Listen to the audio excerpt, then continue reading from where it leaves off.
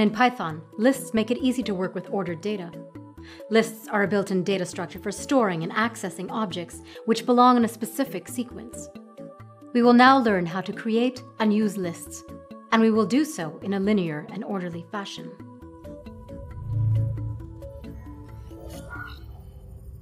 There are two ways to create a list. One way is to use the list constructor, but a simpler and more common way is to use brackets. When creating a list, you can also pre-populate it with values. For example, let's create a list with the first few prime numbers. You can always add values later by using the append method, which allows you to add new values to the end of the list. Let's append the next two prime numbers, 17 and 19. If you display the list, you will see it contains the new values. Notice how lists preserve the order of the data. This is different from sets. In sets, the order is not important. In lists, order is everything. You do not have to view the entire list. If you want to see a specific value, you can access it by its index. In computer science, you start counting with 0, not 1. So the elements in our list primes are indexed 0, 1, 2, 3, 4, 5, 6, and 7. To view the first item, you type the name of the list and the index in brackets. The first item is 2. The second item has index 1, and the second item is 3, and so on. Notice how the indices increase by 1 as you go from left to right, and they decrease by 1 when you go from right to left. When you get to the beginning, the index is 0. If you decrease the index once more, you get -1. Here, Python wraps back around to the end of the list, so the last item is -1. The next to last is -2, and so on. This is convenient when you want to look at the values at the end of a list.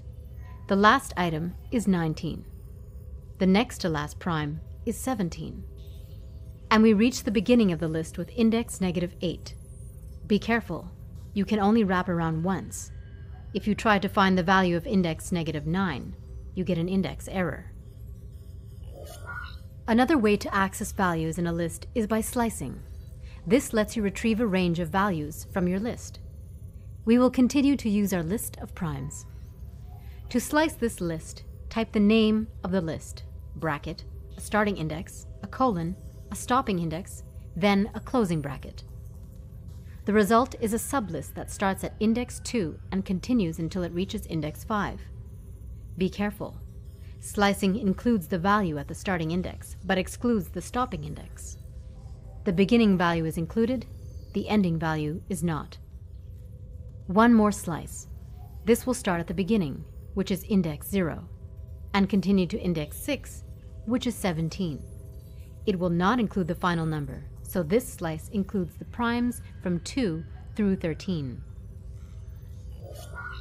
Lists can contain more than prime numbers. They can contain integers, booleans, strings, floats, and even other lists. Many languages require lists to contain values of the same type, but not Python. With Python, you are free to insert multiple data types in the same list. Lists can also contain duplicate values. Here is another way lists are different from sets. For example, suppose you want to record the numbers you roll on a pair of dice.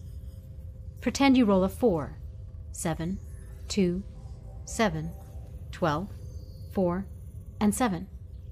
If you look at the list, all the values are there, even the repeated rolls. You can also combine lists. To see how, create two separate lists, a list of numbers and a list of letters. To combine these two lists into a single list, use the plus sign. Numbers plus letters equals 1, 2, 3, A, B, C. But order matters.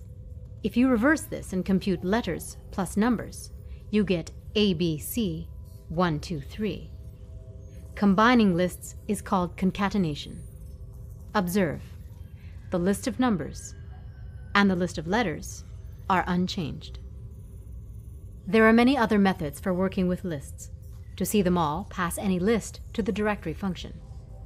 To learn how to use one of these methods, use the help function.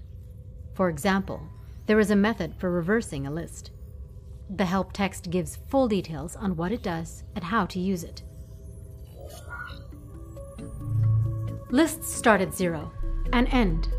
They end precisely when you are finished. You can slice them. You can concatenate them.